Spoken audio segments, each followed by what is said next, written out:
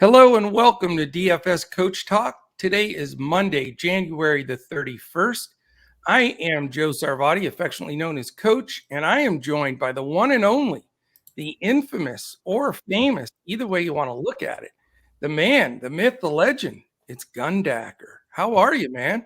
Happy Monday. Weather changing in our neck of the woods, and tonight, no West Coast games, so us old schoolers can maybe go to bed at a decent hour, and everything locks within an hour or so.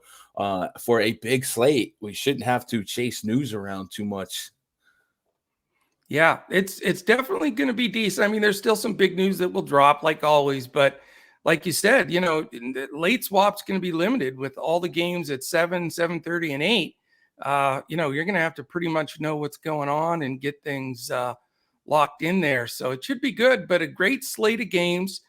This, by the way, is DFS Coach Talk, and this is our daily 7-day-a-week NBA podcast that we put out in front of the paywall.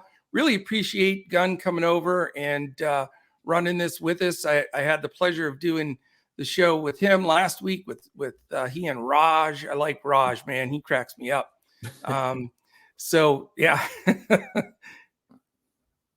No comment on Raj. Yeah, no, he's a true. I call him the DFS Skip Bayless, man. And sometimes you need a little friction, man. He makes me. Ugly girls gotta or pretty girls gotta have ugly girls to make them look prettier. I gotta have hot takes to make me look sharper, man. I love it, man. He's definitely passionate about his side of what he's standing on. That's for sure. But shout out to Big Raj. If we get hockey going, I'm gonna have Raj come in. Canadian, you're automatically qualified for hockey. Yep. Nope. Soccer, all that. And I just assume you can speak French. Absolutely. Oui. Anyway, we're going to dive into this 8-game slate like we normally do on our pods. We're going to go team by team, game by game, break it out, tell us what things are looking like. So we'll do a game set for each game, and we're going to get started right now. First game, 7 o'clock, Memphis Grizzlies and the Philadelphia 76ers. Phillies favored by 2 at 218.5 total, 108.25 implied for Memphis, 110.25 for the Philadelphia 76ers. Memphis comes in 35-17, Philly 30-19. Injury designations right now, Tyus Jones questionable, so Jaws backup may be back, which could take a couple of minutes here and there. And we know that Dillon Brooks is out. For Philly, Korkmaz is questionable, so that will affect that guard rotation a bit. Shake Milton and the one and only Ben Simmons still remain out. So before I throw it to Gun, let me throw some numbers at you because we always like to filter those into the mix. It is an island game for both teams. Memphis is 6th in the league in pace, Philadelphia 27th. So big pace up for Philly, big pace down for Memphis. Defensively, though, Gun, we have 2 top 10 teams here. Memphis is 7th and Philly 10th in defensive efficiency. So I'll throw it to you with the Memphis Grizz. Does this look like a jaw night, you think? Yeah, every night lately is looking like a jaw night. And you mentioned Dillon Brooks out. So yeah, while Tyus Jones might be back, eat some minutes. I don't think Ja will get less than he wants or less than the team needs from him. I think we got a 2-point spread, something like that. So yeah, Philly by 2. Early on, I love throwing Ja at Embiid in a collection of lineups. So those are actually my top 2 projected fantasy scorers on the slate. So wow. Extra positive correlation. I have Embiid way higher than Ja Morant right now. But man, Ja Morant's just so much fun to watch, and he's playing at such a high level. So I will definitely be very interested in some Ja Morant exposure tonight.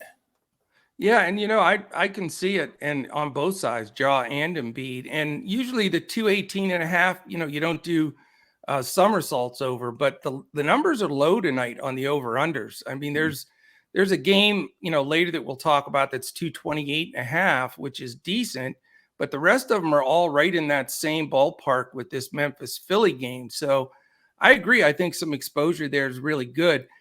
Does the 10-1 price on Ja or the 11-8 price on Embiid scare you at all, or can you go with both? I think on DraftKings it's going to be harder to get them both in the same lineup going at each other. FanDuel's going to be a lot easier. We're going to have a lot of value out of the Thunder on FanDuel, i.e. Right. Josh Giddey. But Giddey was priced up on DraftKings to where he's not as much of a free square. But on FanDuel, I think I'm getting to both these guys pretty liberally. Even some Steph Curry in the mix. We'll talk about that in a little bit. But on DK, I could see it being a little bit tougher to squeeze out. Yeah. And I agree with you, though. I mean, Philly has not defended point guards that well. And, Jaws just in such a zone right now. I'm with you. I'll tell you, though, for me, a couple of guys I'm also considering. Desmond Bane at 6'1", because he's at that lower mid-level pricing, I think is fair. I don't trust Jaren Jackson at 6'7". I say that every podcast. And then I do use him some of the time because he does get it done. And he's been better. It's such a risk, Yeah, Jaren Jackson Jr. is on an incredible pace this year when it comes to blocks and steals. Oh, I know. He's had a pair of 6 block games in his last 3. John Morant and the team really trying to push him as a candidate for Defensive Player of the Year. A lot of times blocks turn into fouls, and if he's going to be up against Embiid here and there and some Tobias Harris, it becomes very volatile. But there is some risk we're taking behind Jaren Jackson. And then, with Dillon Brooks, I'm with you. Not Dillon Brooks, with Desmond Bane. Desmond Bane. As long as Dillon Brooks is out again, Desmond Bane has a true shot to be second or third on the team in shot attempts, probably closer to second here. So if we're going to, give them 110 points here, I think Desmond Bane has a real shot at 20 of those points. So I can get behind Desmond Bane. I do like that DraftKings price.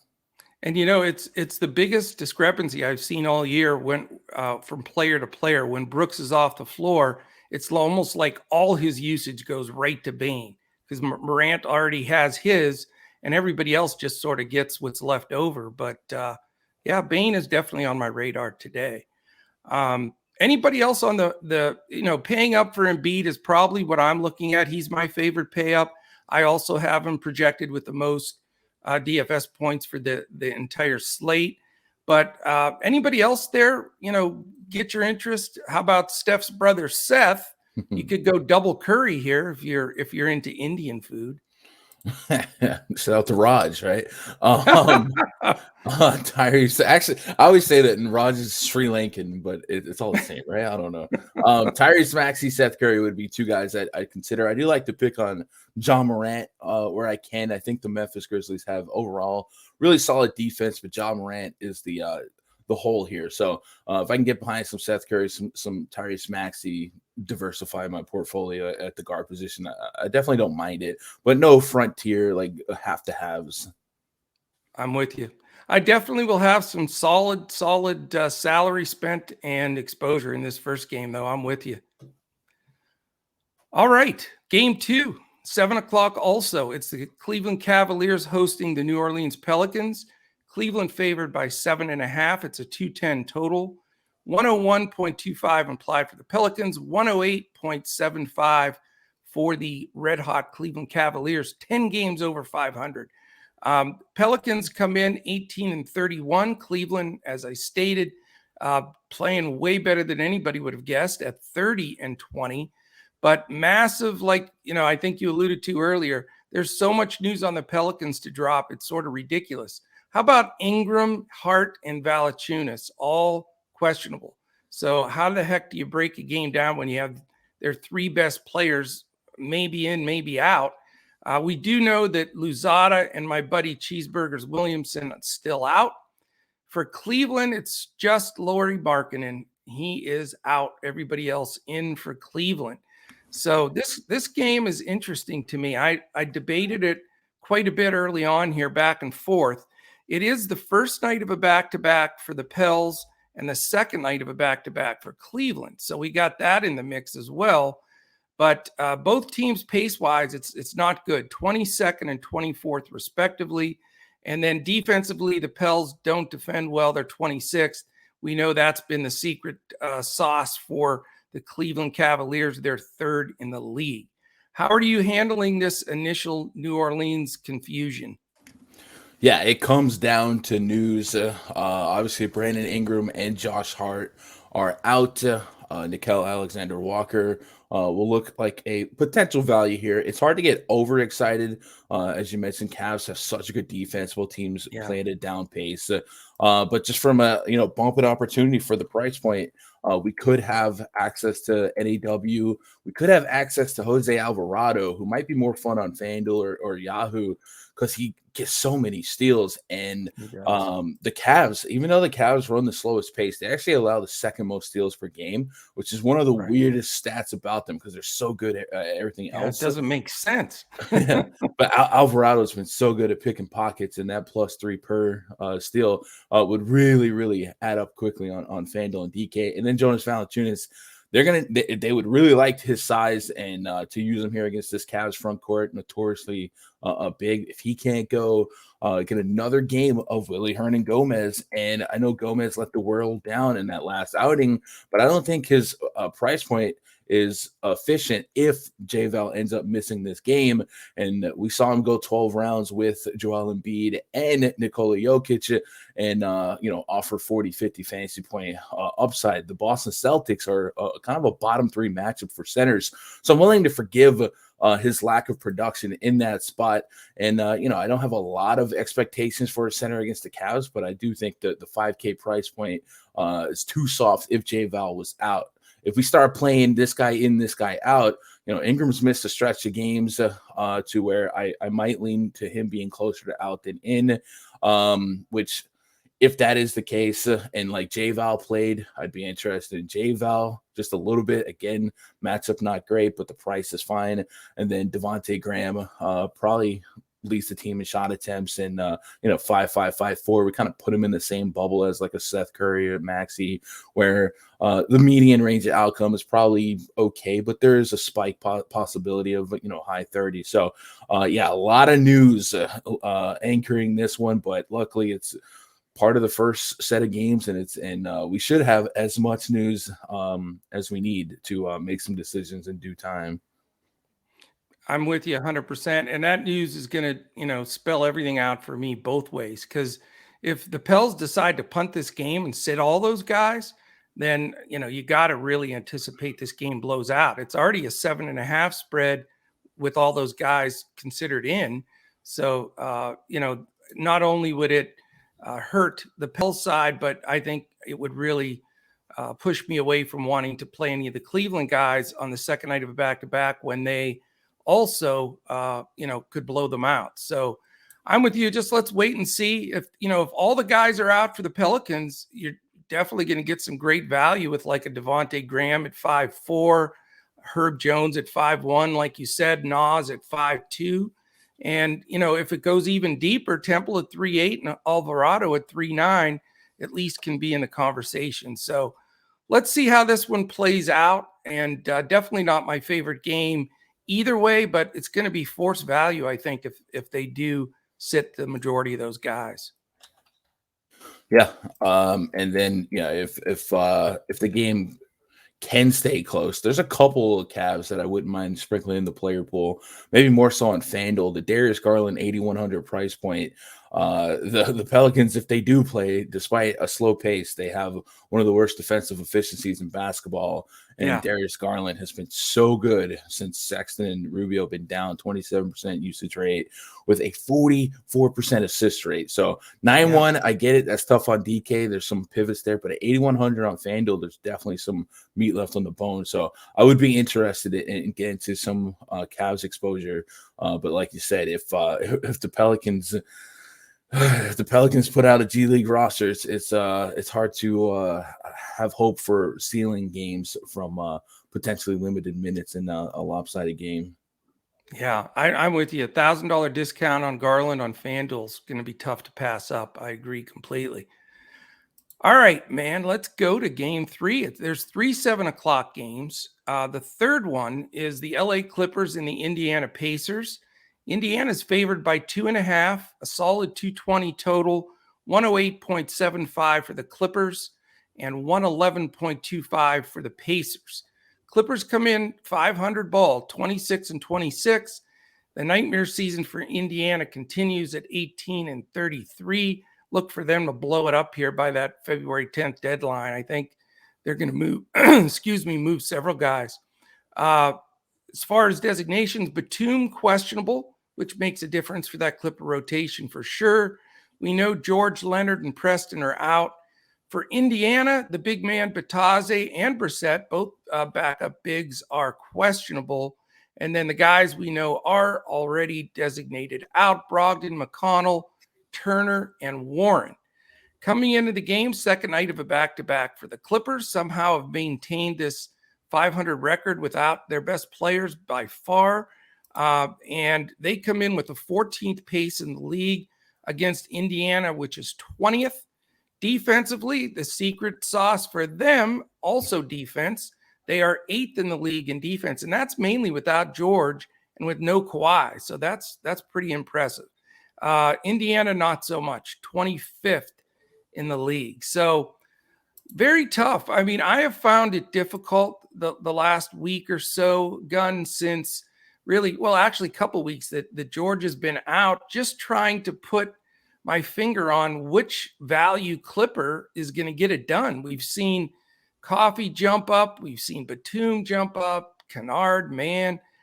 Can you make sense of this Clippers team? No, and a lot of it is scoreboard influenced, and we've seen Ty Lue completely bench, most of his rotation, go to a different squad. We saw it again last night, where the fourth quarter, none of the starters played. Scoreboard was lopsided, and guys like Justice Winslow, who is rarely a piece in the rotation, came in, played the entire fourth quarter. Hartenstein, Luke Kennard, guys like that. Remember a couple games back against the Wizards, they were down 35 points in the second quarter. 35 in the third quarter. And they benched 3 of the 5 starters and somehow come back and beat the Wizards. So Ty Lue is, staying in his bag of tricks to, I guess, keep the most competitive or the most spirited lineup out there. And it's really hard free flop to guess right. You mentioned back-to-back here. In the back of my head, I'm wondering if they look at Marcus Morris as a potential rest candidate. We've seen him take some back-to-backs off, and yesterday was his first game back since a personal leave here. And if Nick Batum is down as well, Terrence Mann might be in line for larger minutes. And then if that happens, this entire Clippers team is 6K or less on both sides. So there would be somebody would be worth getting right. It feels like. Imagine how bad the Pacers have been defensively, but holy cow, is it hard to guess pre-flop? It is. I'm almost to the point where I only want to play Clippers and GPPs because it's just so unknowing of who's going to step up or who Lou's going to give the ball to. Yep. I think Terrence Mann is like my favorite option should he again be in the starting lineup. I don't blame you. I'll tell you, though, I've watched Amir Coffey recently. He is much improved. He's a guy that, I think can continue the run in that rotation even when the big boys come back. Yeah, and I think he is part of that starting lineup, and he has definitely shown that he can handle some big league minutes. 2 questions for you on the Pacer side. The 2 guys I have interest in, I'm so confused on LeVert. So I've been on him off, and he was one of my favorites. But ever since they announced they're trying to trade him, and now he's playing point with Brogdon out basically, and it's just been sort of a mess. I mean that Pacers team is a disaster. Now at 7'9", I know he can get there. I think he's a tremendous player, but he seems to be taking on this point guard role to the point where he's passing up shots. He used to be get the hell out of my way. I'm scoring. I'm grabbing every rebound and shot that I can. I'm the alpha out here, but I don't see that in the last week or 2. And that's what scares me off of LeVert. So I wanted to mention that because I'd love your take there. But the 2 guys I'm considering are cheap Duarte at 5K. And then if I don't pay up for both of the big fellas in the first game, I think Sabonis is in another smash spot, and he's sub 10K. Yeah, Sabonis is surely the safest guy on the Pacers. Seems like pre-flop there should be very little resistance from the Clippers front court.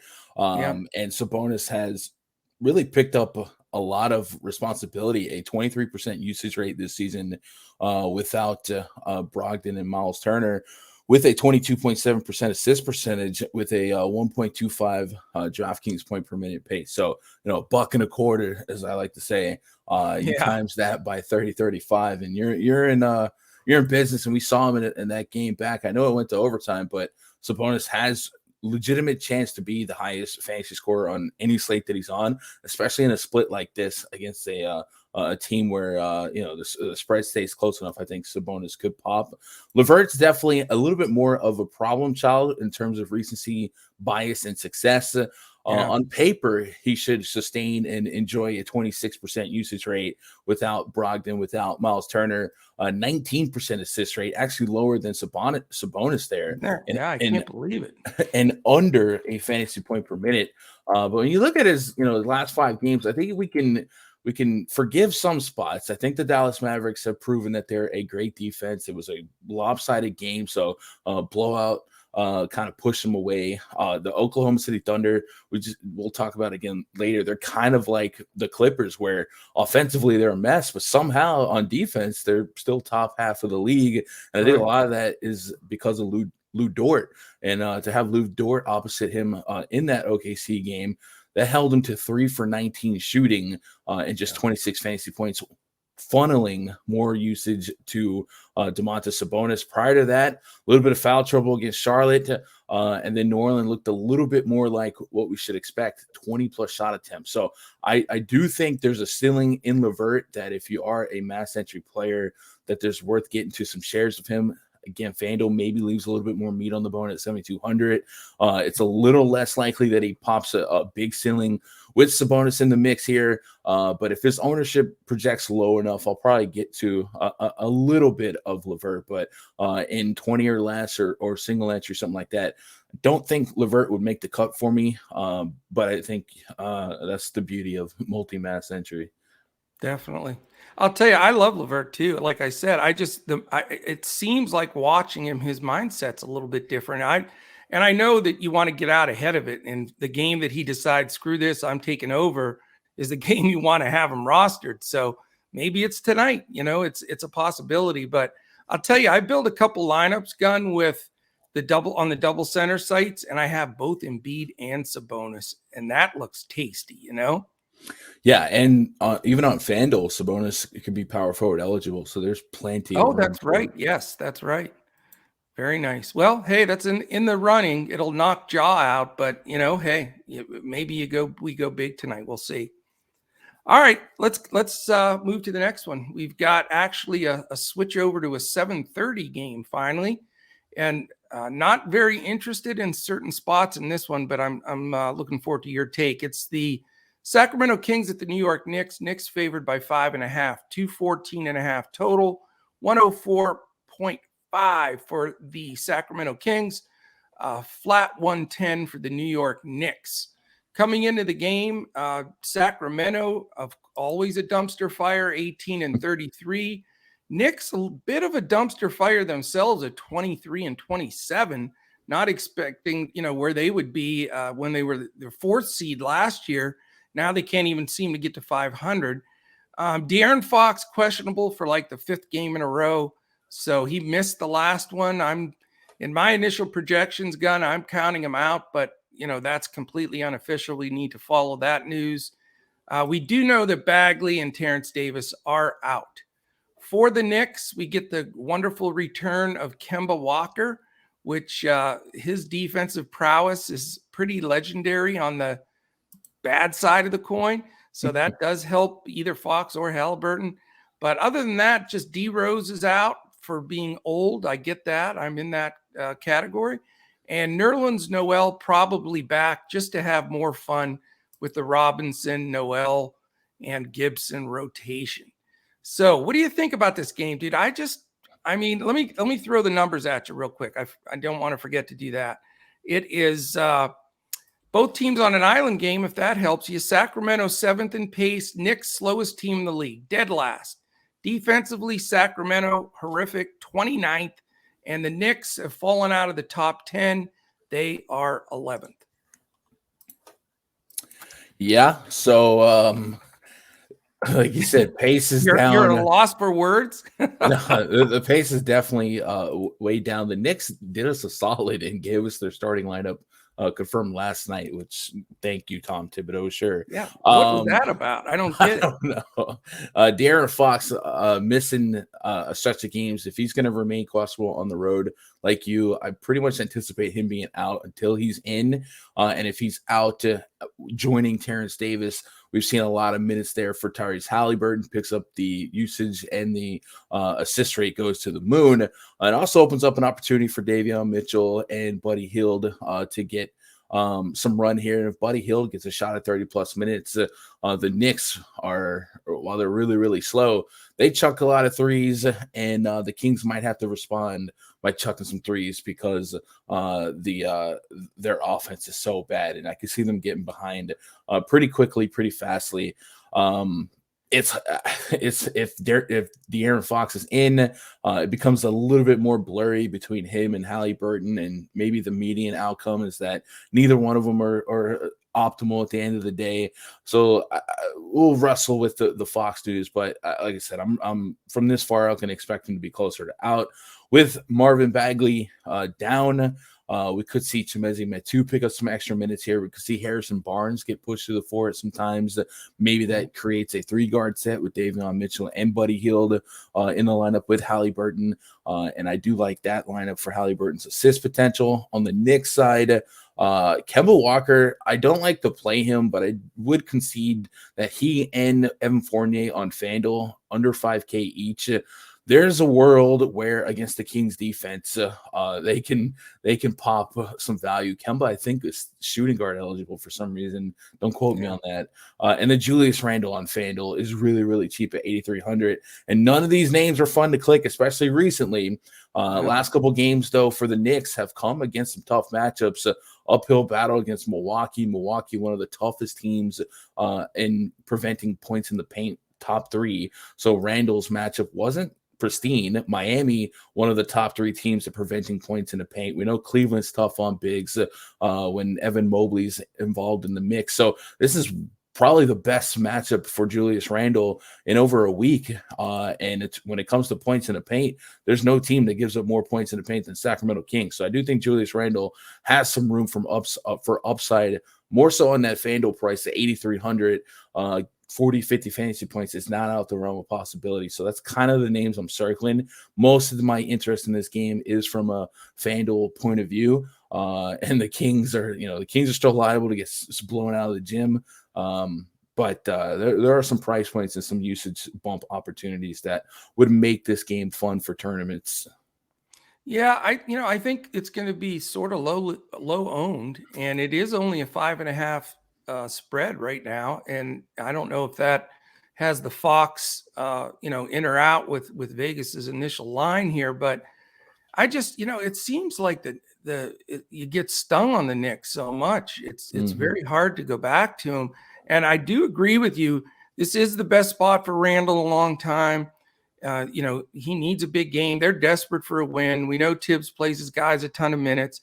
I mean, I want to put Barrett in there. I want to put Randle in there, but I just don't know if I have the guts to do it. Their team has been so bad. Plus, you're wearing the New York colors there. So the Knicks fans can be a little rough. I know they were booing Julius just the other day, and I was like, wow, you were chanting MVP every time you got to the foul line. Now you're booing the guy. So, hey, you got to perform or you're not going to get the applause. So does that go against him or for him? I mean, he seems like a tough guy, and I think, he wants to prove people right. So I think if you do play multiple entries, you got to have some Julius Randle in there. I agree with you because he could go 60 burger on us. It's possible, but I only build a couple of lineups, generally more cash. I just don't think I have the stones to do it. I would like to because I think he's a decent play, but it's going to be a hard call. I mean, this game's difficult all the way around. I will say if Fox is ruled out, I think Halliburton becomes a very important play for me because that defensive backcourt of Walker and Fournier, yikes. You and I could maybe hit 10 points. So Halliburton, if he splits with Fox, that gets me off the schneid. I probably won't go there, but if he sits, Halliburton's going to be a tough pass for me. Yeah, I'm with you. Halliburton looks really, really good. All right, man, we're halfway through. 4 down, 4 to go. Real quick, check out Gundacker on YouTube and Twitter at Gundacker. Really appreciate you taking the time to, do some cross promo here. We're just repping each other and helping each other grow. We're doing it right. And I'd love to have anybody listening jump in, check out our info. We're at DFS Coach Talk on Twitter. You can also check us out at dfscoachtalk.com. We have all kinds of memberships there, even as little as a 3-day for $10 if you want to dip your toe in the water. But all right, let's get on. Hey, what's that? Hey, Coach. A little bit of news. Joel Embiid just got ruled out. What? Okay. Yeah. So Andre Drummond is entered the chat. Well, Andre Drummond will be probably the highest owned player on the slate. Or what's his price? Did it go down yet? Yeah, he is definitely very cheap. He is 3,700 on DraftKings. Lock him in. You know what, though? That does just open up my discussion for my other big, though. It could be Sabonis and Drummond at the Coach Talk lineup here. Yeah, Drummond's going to make a lot happen. I mean, what does it change for you in the other aspects? Does it make Tobias Harris now a chalk play as well? The entire Sixers team becomes stackable. Joel Embiid, look at the game. He represents 30 real points a game right now. So they're going to have to compensate for that elsewhere. I don't know that Drummond's going to score 30 real points. He might have a shot at a 20-20, something like that. But I think more use is there for Tobias Harris, for Tyrese Maxey, for Seth Curry. They all definitely become exponentially better plays. Tremendously. I can't believe that news. I did not see that coming.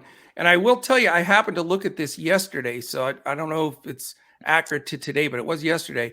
The last 10 games, would you believe Joel Embiid has the highest usage rate in the league, even higher than the Joker and Luka?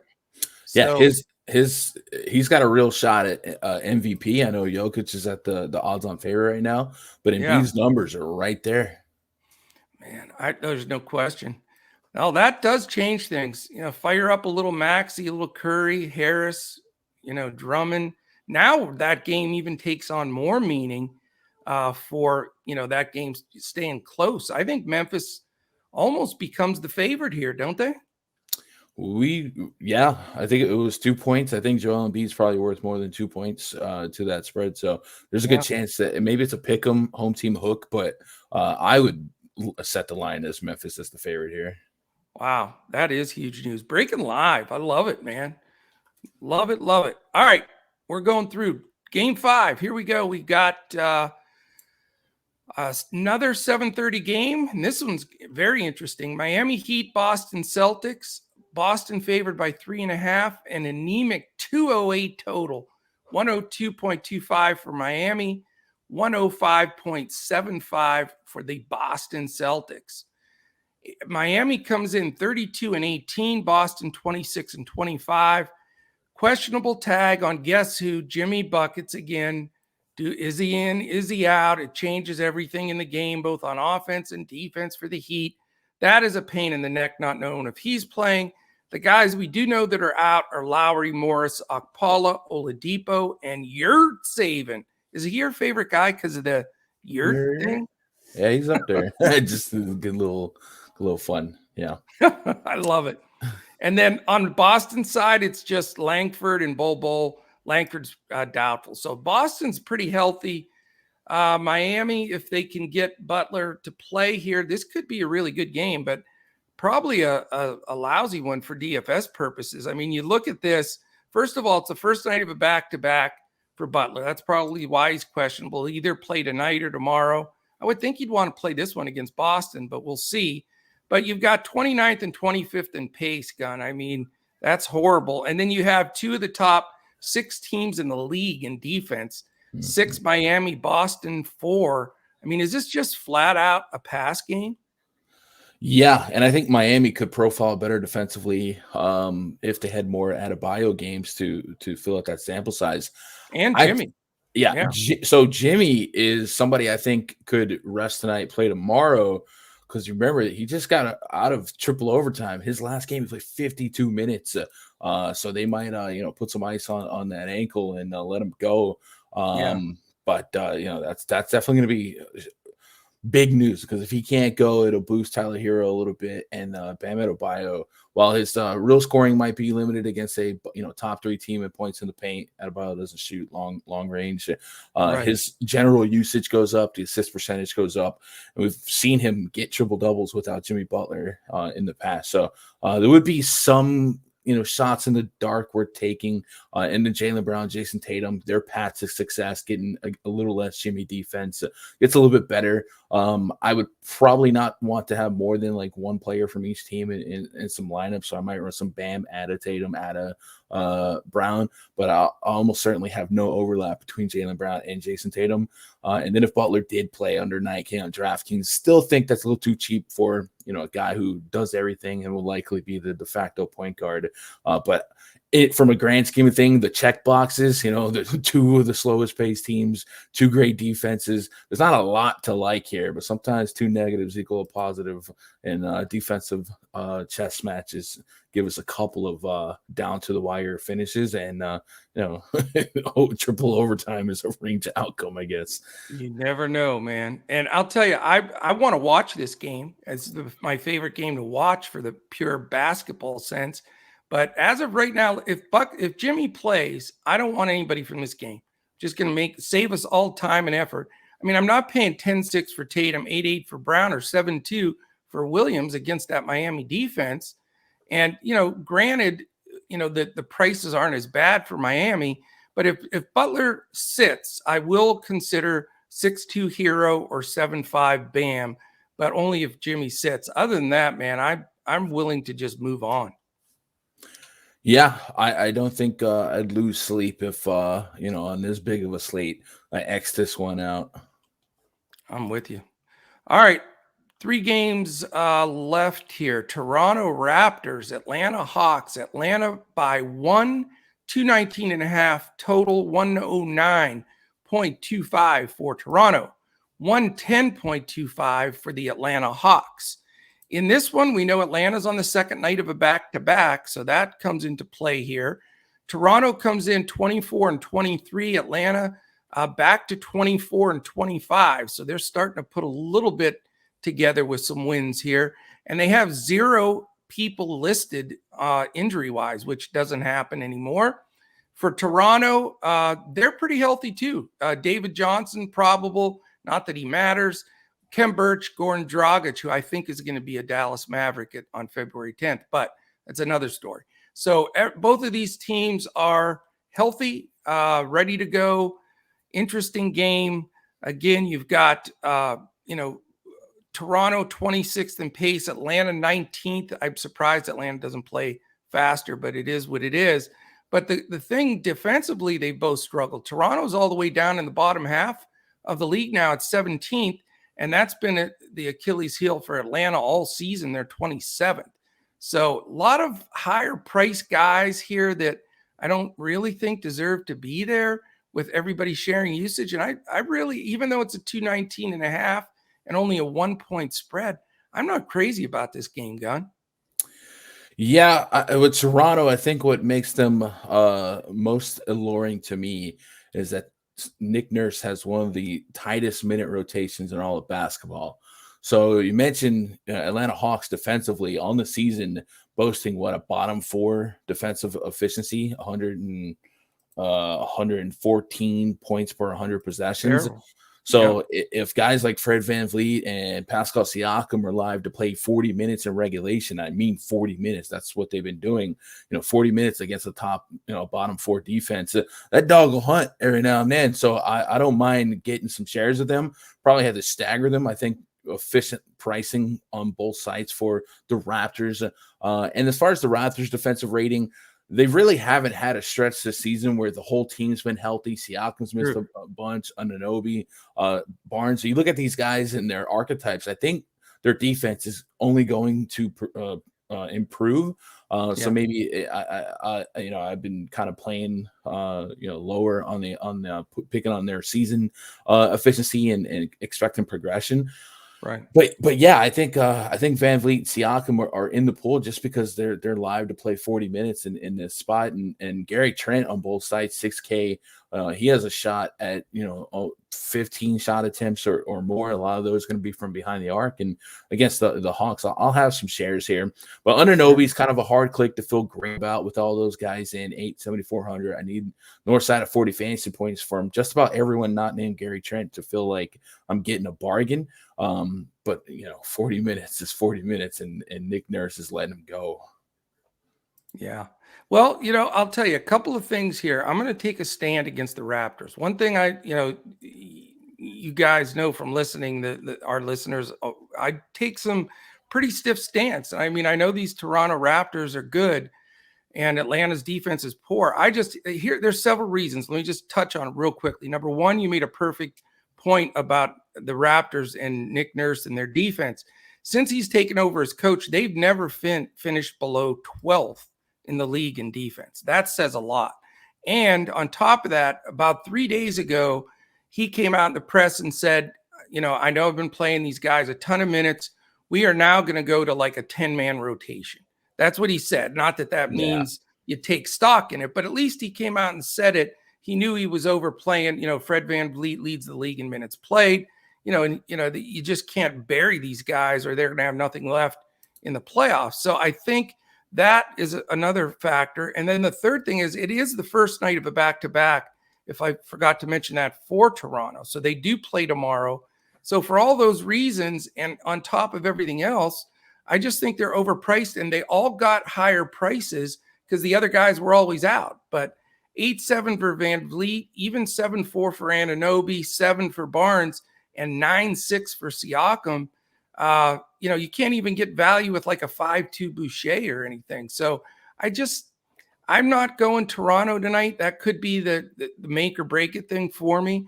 I just don't feel great about it. And then on the, being a back-to-back, Trae Young at 10K, I know he's awesome, but I see other spots that I want to pay up to. There's a smattering of value with all the rest of the guys, from Herter to Hunter to Collins to Capella to Bogdanovich. But I don't know, man. This game doesn't smell right to me, sir. I think I'm going to fade most of it. Yeah, for the most part, I agree with much of that. Collins, Capella, they're under 7K on DK. Aaron Allen, I can see 30 plus, and then Trae Young, $1,000 discount on FanDuel versus DK. So when I get to a little bit more of FanDuel, I still have Trae Young coming in as a top 5 projected player. So the FanDuel 9K price point, I might get some shares, but I'm multi-enter, so I have a little bit more, equity in real estate to give up in terms of exposure. But it's reasonable to be skittish on both sides here. Nick Nurse, man, every time he says something, it puts me off of somebody. And I that same quote against the Heat, I was like, okay, so I don't need to do it. And he only went to 3 guys off the bench for less than 40 minutes total. Yeah. Some guys, they just blow smoke to try to throw off game plans, I think, for the other coaches. I totally get that, and makes perfect sense. But we'll see. I mean, I still think that Van Vliet, for example, cannot keep up this pace if he's going to have any playoff push if they do make it. Yeah. All right, man. We got 2 late games. Guess what? They're at 8 o'clock, though. Good sleep for us grinders here. 2 8 o'clock games to finish out the slate. Golden State Warriors at the Houston Rockets, and we've got the one game certainly with blowout potential. I'm not one to ever predict blowouts, but I game script, and I've got to mention it because it's already Golden State by 11. It's at Houston. It's 228.5 total, but there are a few things. Golden State is on the first night of a back-to-back, which makes a big difference. Houston on an island game. So, but, with that 228.5 total, it's the biggest on the board. Real healthy 119.75 for Golden State, 108.75 for the Houston Rockets. Obviously, we know 2 teams going in opposite directions, 37-13 Warriors against the 14-35 Houston Rockets. Bielitsa questionable for Golden State. We know that Draymond's still out, along with Iggy, Porter, and Wiseman. So a little shorthanded there for Golden State, especially on the bigs. Houston, Kevin Porter is important news. He's questionable, and that does affect that rotation big time. Garuba and Wall still out for Houston. So if you look at this game, you got just two opposites all the way around. Golden State, 12th in pace. Houston, number 1. So Golden State, decent pace, but this is their best situation for pace up. That's why you got the big implied total. Defensively, though, end of the spectrums. Golden State 1, Houston 30. So does this game blow out? I know for some of our listeners that may have not listened to you a lot yet, Gundacker, hopefully they all will now. But what do you do in situations like this where it just really reeks of a possible blowout? How much do you weigh that? Because I think that's a lot of people say you're crazy. You can't ever predict that. They win all the time flat out. But I don't know. I'm a game scripter, man. It concerns me because you lose that last 5 minutes or so of run for a guy like Steph Curry, you're screwed. So what do you think? Yeah, generally I agree with that. I think tonight you could apply that to the DraftKings price point on Steph Curry, 11K. He's 9,300 on FanDuel. That's a $2,000 discount. So even 3/4 might make Curry live against a team like the Rockets. Rockets, one of the fastest paced teams, worst defense. That's a combo you like to have. The Warriors defensively are number 1 on the season, but they do take a little bit of a hit without Draymond Green. They don't go to like bottom 5 or nothing like that, but they're a little bit more league average, and the path to success in that front court definitely exists. But I'll be interested in Curry on FanDuel. Andrew Wiggins is another guy I'm kind of invested in this far out. I joked about it earlier. It's kind of like a reverse all-star narrative where some guys don't make the all-star team and feel like they got something to prove. Well, he made the all-star team, and since then has dropped a reasonable 39 to 49 fantasy points, and he's going against a cupcake matchup, and I think he's still too cheap for the minutes coming his way. And Iguodala, Otto Porter, Draymond Green out, and potentially Nemanja Bjelica. There's a lot of more. There's more implied minutes for Wiggins here. So I think I'm going to have more Wiggins than I probably should have. And then I just think generally the Warriors come in pretty cheap, other than Curry on either side, that 3/4 might make a couple of these guys playable. And Jonathan Kuminga and maybe Toscano Anderson would benefit in that front court. And even Kevin Looney, who probably will not be a thought now since Andre Drummond has opened up. But I was thinking about him this morning. He's been a rebound machine. And then the Rockets are a team that will let you get plenty of rebounds with their pacing. On the Rocket side, Kevin Porter Jr. is in health and safety protocol, so it blows my mind that he's questionable after one game. But I don't know the rules. these they seem to change a lot. Yeah. So if he can't go, that'll be a boost for Christian Wood's overall usage.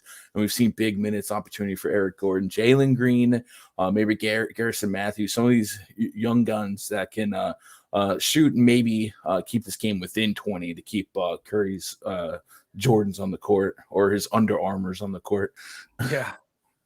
Yeah, this is so hard a game to figure. I love your point about Wiggins, because we've never had a reverse all-star situation narrative before, and he's trying to prove his worth.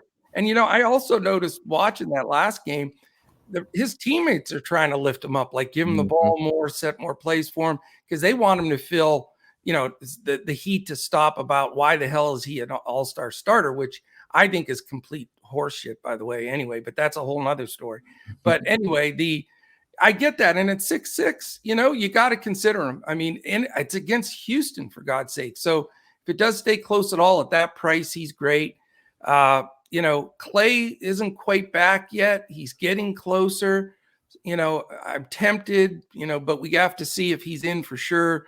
He's certainly not going to play both nights of a back-to-back. You would think they'd want him for tomorrow rather than this Rockets game. So keep the news there. The guy I like Kuminga, man. He's only 4K on DraftKings. He's got so much potential. Did you see his dunk the other night? Mm-hmm. That was nuts. But I think he could get minutes. He's sort of blowout proofish of any kind. He's going to get mop up run as well. And they're going to, I think they want to get him more minutes on the floor. I know there's some, implied risk there because if it does somehow stay close, he could get bumped off the floor. But, Kuminga for 4K seems like a great value guy that will help me get in some other pieces. But other than that, if Porter's in, I think he's very playable. If not, you can look at a Jalen Green at 4.7. He's improving a bit. And then Christian Wood, like you said, just from a usage standpoint, shot attempts, 8.6 is pretty good. But Looney is a good defender, man. He gets position. He's not super athletic, but he just understands angles in the game, and he is totally bought into Kerr's defensive schemes and the way they rotate some guys in.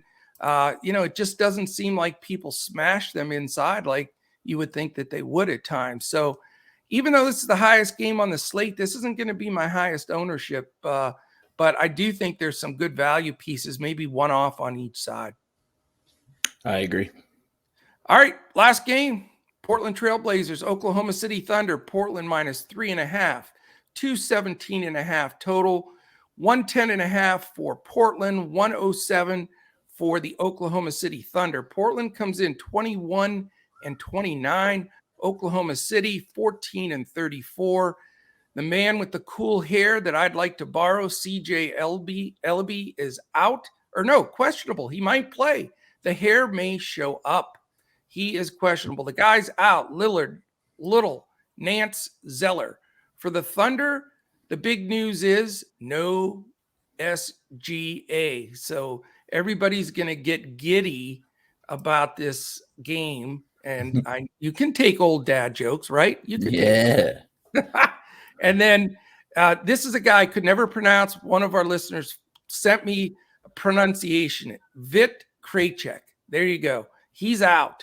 So just wanted to mention him because I'm so proud that I can pronounce his name now. All right. This game's so interesting, man. Portland's on the second night of a back-to-back. They're 18th in pace, Thunder 16th. Nothing to write home about. Portland's defense sucks. They're 28th. Thunder have maintained right in the middle of the pack somehow at 14th. I sort of like this game, Gun. What do you think? Yeah, SGA represents a lot.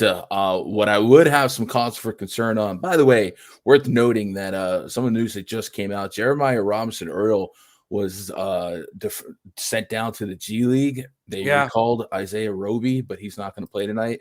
So you might get some like Derek Favors, Mike Muscala action in that front court. Muscala finished the last game, by the way. Yeah, not that I'm running to play those guys, especially when Andre Drummond exists, but Can I put out here Gundacker, Mike Muscala, top play of the day, and run that on? Yeah, I might lose subscribers. But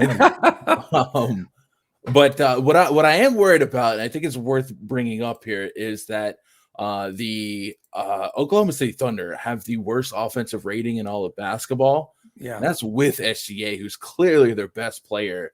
And we saw earlier this season. Now Giddey was out that game too, I believe, or Lou Dort, one or the other, if not both, where they lost by 50 points to the Memphis Grizzlies. So I worried about their offense being able to put up some points here.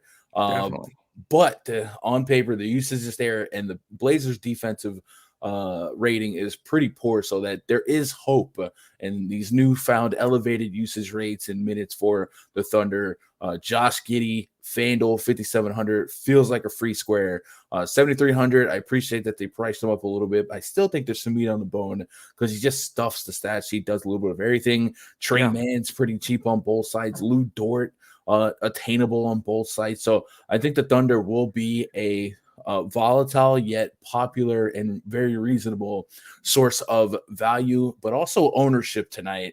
And then the Blazers, a little bit harder to predict pre-flop since CJ McCollum's been reinserted back into the starting lineup. Going to absorb a lot of the usage here. Yusuf Nurkic still playing 30+ minutes, and on the season, front court has been a honey hole for fantasy points to opposing bigs. So there's a path to success for Nurkic. I'm getting nearly a 50 fantasy point projection on FanDuel at 7,900. So I'm going to be involved. We just saw what Sabonis was able to do. But obviously with Simons, with McCollum, with Powell, with Nurkic, there's enough potential cannibalism within each other that maybe a couple of these guys can't coexist ceiling wise. So I might have to throttle and govern, exposure if this guy's in, don't have that guy. But generally, this should be a really fun game for fantasy, and maybe not as much from a real life fan standpoint, but for fantasy, we should be able to walk away from this one with some fantasy viability as the 8 p.m. Eastern late night hammers. Man, that's a beautiful thing. That is weird. I'm with you on Nurk. I mean, yeah, his price is where it probably should be. He's 8.3 on DraftKings, better deal on FanDuel. But man, that interior, like we just said, I mean, are they going to play Baisley at the big a little bit? Is it going to be just all Muscala and Favors? I mean, it's not pretty. So you would think Nurk would eat their lunch in the paint. Definitely very tempting. Maybe a pivot, from one of the other bigs that we talked about, but certainly somebody that I'm considering. The Portland guys from Simons, McCollum, Powell, and Covington, they're all, not overpriced at all. You're getting good mid-level pricing, but the question is, where does the usage fall with those guys? How does that sit? I'm hoping the game stays close like the line says, because I wouldn't mind having a couple of trailblazers, no question. And then I agree with you. I think, Josh Giddey, free square to some extent. I always, say a chalk blocker because, if Giddey does have one of his triple doubles and get it done in that late game and you don't have him and he's owned, 68% or whatever, very hard pill to swallow. So maybe somebody you have to force in there. A little easier on FanDuel than DraftKings, but I think he's definitely worth mentioning. Other than that, with the Thunder, man, it's a crapshoot. You never know who all's going to play. They rotate guys. They're bringing guys up and down from the G League all the time. It gets a little confusing, but I will definitely have some, actually more exposure there than in the game that's 10 points higher in the spread, the other 8 o'clock game. So we'll see. It's always good to be a little contrarian anyway. So that is good. All right, man, we got it. 8 up, 8 down, broke them down game by game. I think that'll give everybody a good head start and build their lineups. You want to plug anything or throw anything out there, Gun? Yeah, I got 2 more live streams today on the YouTube channel, youtube.com/Gundacker. We'll look at some prop picks and then also look at the slate again with hopefully a little bit more news. Absolutely. And definitely tune in, check them out. Gundacker is awesome, one of the best in the business. I'd love to come on and do your live stream with you again anytime. Just let me know. And we'd love to have you back here too. It's a real treat for our members and listeners. And really enjoyed it, man. You're fantastic and wish you the best. And let's keep on building this together. Hopefully it's Gundacker and Coach Talk just moving right up to the top, taking on the big boys. Let's go. All right, buddy. Appreciate you. Thanks again. Thanks to everybody for listening in. I'll be back tomorrow. It's a good Tuesday slate, by the way, Gun. 7 games. So they broke it up better this week than last week. So it should be a good game, good slate tomorrow. So I will be back for sure. For those of you, appreciate you listening every day. Check us out at DFSCoachTalk.com. And I will definitely be back tomorrow when we look to crush it in DFS.